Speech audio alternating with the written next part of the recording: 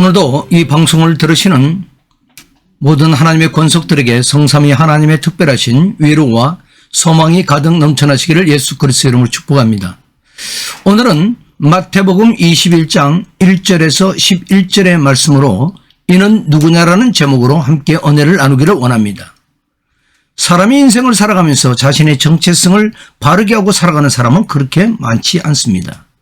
그렇게 되는 이유는 우리 인간을 창조하신 창조주에 대한 이해와 믿음이 없기 때문일 것입니다. 이 세상을 창조하신 하나님은 어떤 분이시고 그분과 나는 어떤 관계인가가 분명해질 때 비로소 자신의 진실된 정체성을 가지게 될 것입니다. 그래서 우리는 누군가에게 이런 질문을 받을 수가 있습니다. 너는 누구냐? 만약 그렇게 물어본다면 어떻게 대답하시겠습니까? 신앙적으로는 그렇습니다. 나는 우리 구주 예수 그리스도를 나의 구주라 믿는 구원받은 하나님의 자녀입니다 라고 대답할 수 있을 것입니다. 물론 사회적으로는 여러 가지 자신이 살아가는 삶 속에서 직분도 있을 것입니다. 직책도 있을 것입니다. 그러나 우리는 그리스도인으로서 하나님의 자녀이며 그리스도의 좋은 군사가 되어야만 하는 것이 바로 우리의 정체성일 것입니다. 오늘 본문을 통해서도 예수님께서도 이 땅에 오셔서 자신의 참모습과 사역을 드러내시고 있는 것을 보게 됩니다. 사람들은 예루살렘에 나귀새끼를 타고 들어가는 예수님을 바라보면서 이렇게 외칩니다. 호산나 다윗의 자손이여 가장 높은 곳에서 호산나 하더라 하고 외치게 되어집니다. 또 백성들이 소동하여 말합니다. 나귀새끼를 타고 들어오는 이는 누구냐라고 말합니다. 그때 무리가 대답하기를 그는 갈릴리에서 나온 선지자 예수라고 말하는 것을 우리는 성경을 통해서 보게 되어집니다. 그들은 예수님을 구원자로 믿는 것이 아니라 단지 선지자로만 안다는 것입니다. 여러분, 선지자 예수는 우리를 구원하실 수 없습니다. 오늘 말씀을 들으시고 예수 그리스도를 바로 믿으심으로 자신의 구원을 확실히 하는 은혜의 시간이 되기를 바랍니다. 먼저 예수 그리스도는 만물의 주인이 되십니다. 자, 오늘 우리가 종려주일로 이렇게 지내고 있는데요. 종려주일이란 2000년 전 오늘 같은 요일인 일요일에 예수님께서 새끼 나귀를 타고 예루살렘에 입성하실 때 예루살렘 주민들이 유다 백성들과 함께 자기들의 겉옷이나 종려나무를 꺾어 예수님 앞길에 깔면서 환호하며 예수님을 맞이한 데서 유래되었습니다. 종려나무 가지를 꺾고 호산나 외치기 전에 예수님께서 예루살렘 성으로 들어가시면서 제자들에게 이렇게 말씀하십니다. 21장 2절 3절에 보면 감람산 벳박의 마을 건너편 마을에 가면 매인 나귀와 나귀 새끼를 함께 있는 것을 보리니 풀어 내게로 끌고 오라. 만일 누가 무슨 말을 하거든 주가 쓰시겠다 하라. 그리하면 즉시 보내리라 하고 말씀하십니다. 제자들이 맞은편 마을로 가보니 실제로 나귀와 나귀 새끼가 매여 있었고 제자들이 끌고 오려고 했을 때 마가복음 11장에 보면 나귀 주인이 왜 나귀를 끌고 가느냐 하고 묻게 됩니다. 제자들이 말하기를 주가 쓰시겠다라고 말하니 나귀 주인은 나귀를 내어주게 되어집니다. 우리의 번역 성경에는 잘 나타나 있지 않지만 이때 주라는 말은 원문으로 하면 퀴리오스라는 말인데 주인 지배자라는 말입니다. 그래서 본문의 원어로 보면 그 앞에 호라는 정관사가 붙어 직역하면 그 주인이라는 뜻이 되는 것입니다. 그러니까 이런 말입니다. 나귀와 나귀 새끼의 주인은 외형적으로 보면 어떤 배단이 사람처럼 보이지만 그는 진정한 주인은 아니라는 것입니다. 그는 단지 그것을 관리하는 정직이며 나귀를 비롯한 세상 만물의 진정한 주인은 바로 예수 그리스도이신 것입니다. 로마서 11장 36절에 이렇게 말씀하고 있습니다. 이는 만물이 주에게서 나오고 주로 말미암고 주에게로 돌아갑니다. 영광이 그에게 세세에 있으리로다. 아멘. 그렇습니다. 만물이 다 주의 것입니다. 또 주께로 돌아갈 것임을 믿으시기를 바랍니다. 우리는 이 땅에 영원한 삶을 살아갈 것처럼 살고 있지만 이 땅에서의 삶은 영원하지는 않다는 것을 잘 알고 있습니다. 그럼에도 불구하고 이 땅에 집착하여 살아가고자 하는 것이 바로 우리들의 실상입니다.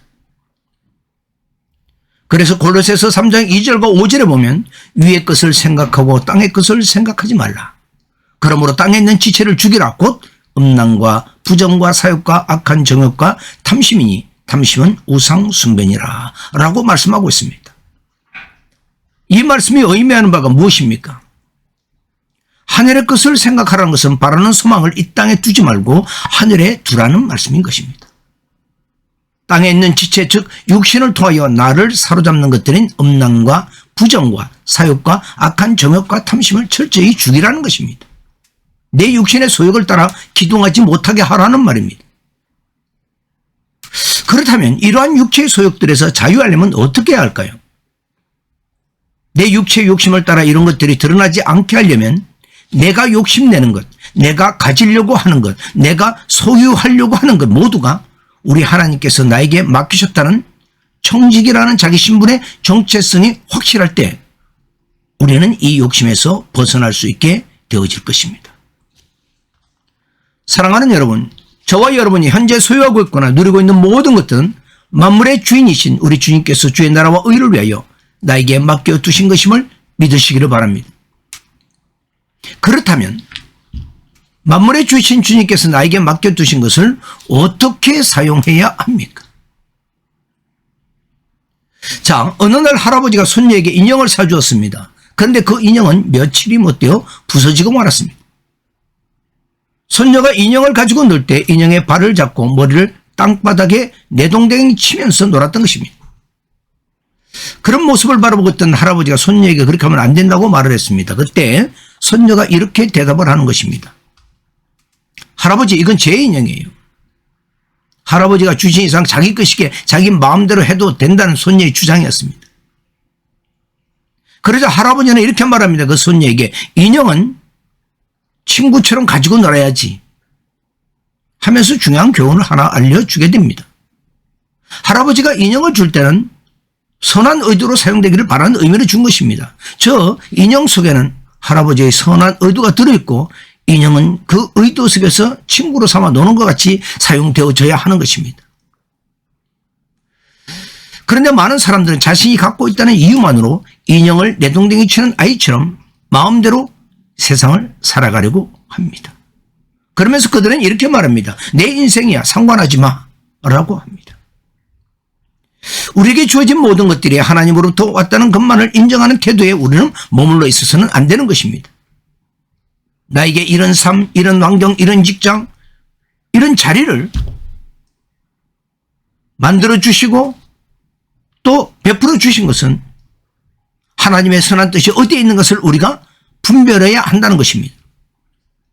그렇습니다. 만물의 주인은 우리 주 예수 그리스도라는 것을 기억하시고 우리는 관리자이자 맡겨주신 청직이라는 것을 우리는 꼭 기억하시기를 바랍니다.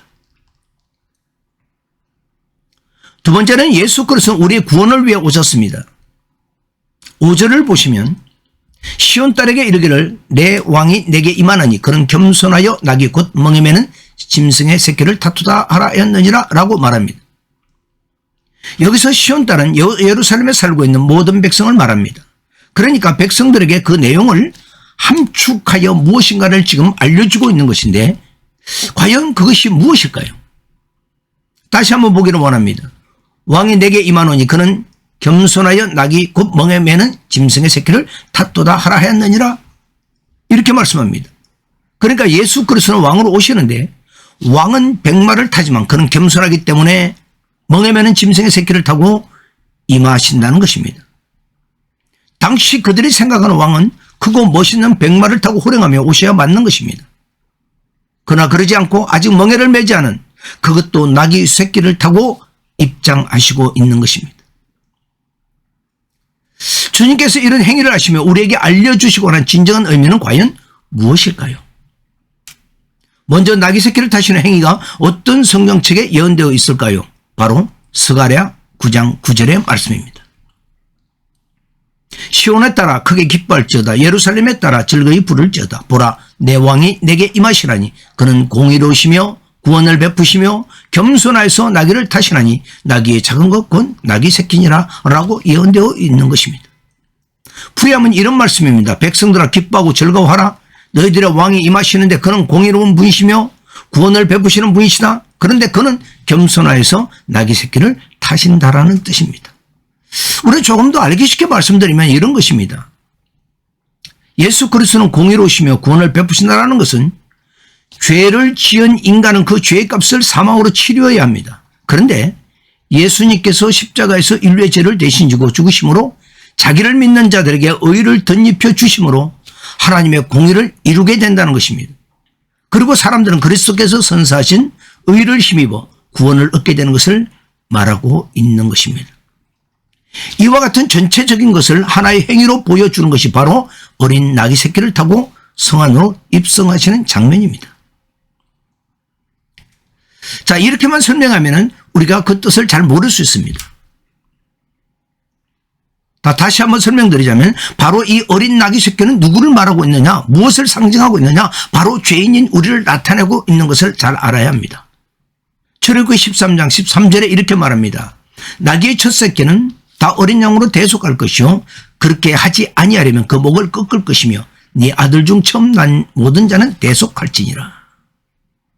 그러니까 어린 양이신 예수 그리스도께서 부정한 동물인 나귀 새끼인 우리를 대속하지 않는다면 나귀 새끼인 우리는 그 목이 꺾여 다 죽임을 당하게 되는 것입니다.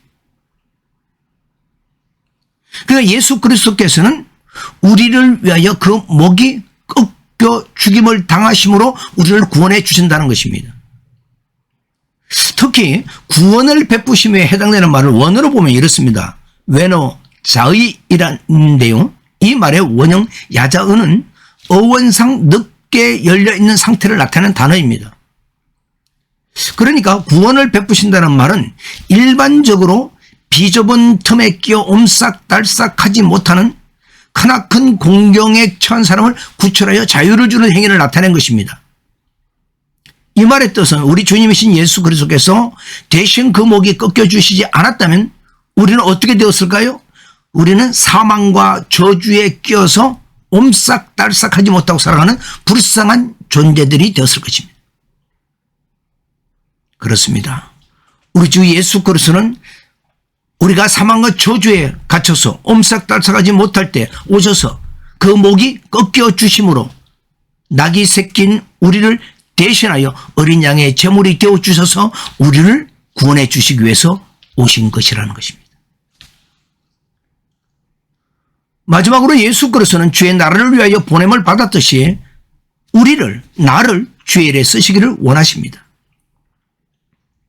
요한복음 6장 44절에 보면 나를 보내신 아버지께서 이끌지 아니하시면 아무도 내게 올 수 없으니 오는 그를 내가 마지막 날에 다시 살리리라. 예수님께서 아버지로부터 보냄을 받은 것 같이 예수 그리스도께서 바로 여러분들을 쓰시기를 원하십니다. 본문의 나귀 새끼도 주님의 구원 사역을 위해 쓰임을 받았습니다. 사실 우리가 생각할 때 나귀 새끼는 볼품이 없습니다. 하찮습니다. 이제 새끼에서 어미로 자라서 가정사에 쓰임을 받을 뿐입니다. 그러나 여러분, 이 세상 그 어떤 하찮은 것도 쓸모없이 우연히 생겨난 것은 아무것도 없습니다. 각자 나름대로 세상에 존재하고 또 세상에 운행되어지는 데 필요하기 때문에 존재하는 것입니다. 하물며 예수님의 핏값으로 산 여러분들은 그 무엇보다도 귀한 존재로 여기신다는 것을 믿으시기를 바랍니다. 사랑하는 여러분, 우리는 왜 믿음으로 살아야 합니까? 주님께 쓰임받기 위해서입니다. 우리는 왜 말씀에 순종하는 삶을 살아야 합니까? 주의 나라와 의를 위하여 쓰임받기 위해서입니다. 왜 공부를 하십니까? 왜 사업을 하십니까? 물론 자신의 더 나은 삶을 위해서인 것도 있지만 궁극적으로는 주님께 쓰임받기 위해서인 것입니다. 그래서 요한계시록 22장 12절에 이렇게 말합니다. 보라, 내가 속히 오리니 내가 줄 상이 있어, 줄 상이 내게 있어 각 사람에게 그가 행한 대로 갚아주리라 말씀하고 있는 것입니다.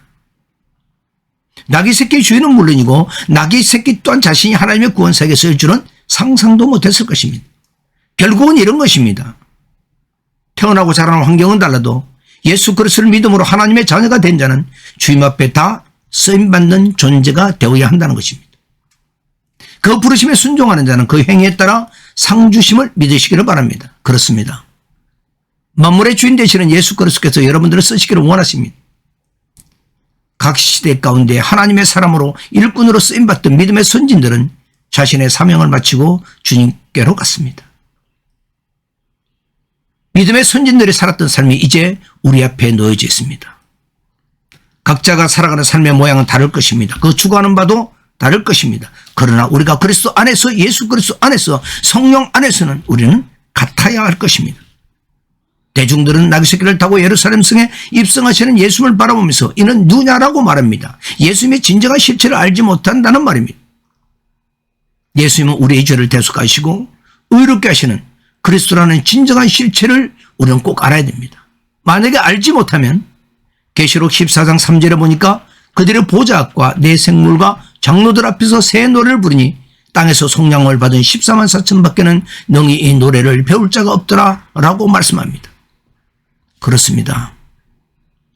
예수 그리스도께서 우리의 죄를 대속하시고 의롭게 하시는 그리스도라는 진정한 실체를 알지 못한다면 진정한 구원의 찬송인 새 노래를 부를 수 없게 되어지는 것입니다. 이제 우리는 구원을 주신 하나님과 어린 양 되시는 예수 그리스도를 찬양하며 주님 앞에 온전히 쓰임 받으시기를 바랍니다. 결론적으로 말씀드리면 사람들은 예수가 누구냐 합니다. 예수는 하나님의 기름 부으신 그리스도이시며 만물의 주인이 되십니다. 예수 그리스도는 우리 구원을 위하여 오신 분이십니다. 예수 그리스도는 나를 주일에 쓰시기를 원하십니다. 이 방송을 들으시는 모든 성도님들은 모두 말씀을 이루심으로 주일에 온전히 쓰임 받으시기를 예수 그리스도의 이름으로 축복합니다.